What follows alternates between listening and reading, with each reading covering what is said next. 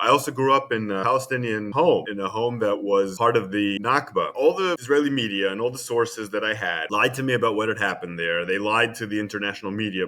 Because of my upbringing, because of my ideology, I'm used to believing Israelis over Palestinians, I believed them. At some point, someone said to me, listen, we've been lying. I'm sorry, we've been lying. What can I say? It made me realize, well, why am I believing a bunch of Israeli military officers over Palestinians? What is making me credit their version more than Palestinians? And the truth is, it's racism. The conditions in Sdet Teiman that I then discovered were there, that the Israelis were then admitting, were so horrific. It made me wonder what other horrific atrocities Israel was committing and whether it was lying about it. Once you start seeing things like that, it's very hard to go back. When you see tensions between Israel and Egypt, they're very often choreographed. They're very often meant to show people in Egypt, oh, we're against Israel, we're not part of this genocide, when really Egypt has a major part in it. Pre-October 7th, or on October 7th, it didn't accept Gaza as an independent entity. It was under blockade. At the same time, you're saying it had the duty to protect, and it wasn't fulfilling the protection of its civilians surrounding, the Gaza envelope. The river to the sea, the Israeli government, as far as I'm aware, considers the whole land to be Israel. You can't have your cake and eat it. Well, I would be afraid as a Muslim in the UK to say something like that publicly. I'll be called an anti-Semite and whatnot, and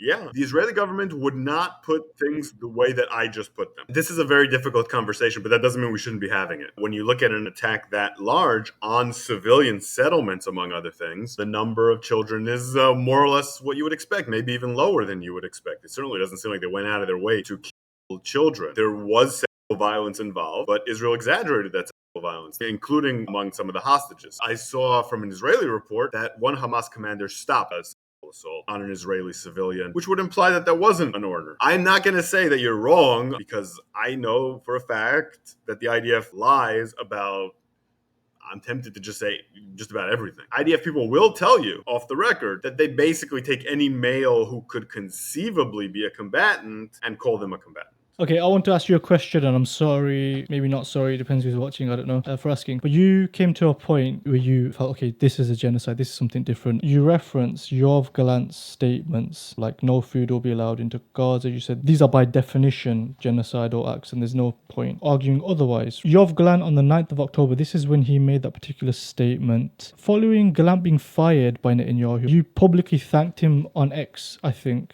I couldn't find it. For his service. He's wanted by the ICC. He's the one who made some of these genocidal statements that you say by definition are genocidal, and you thanked him when you resigned for his service. I'm just trying to be clear here. Your questions are totally legitimate. This is very important. Do you still feel it was a just war to start with?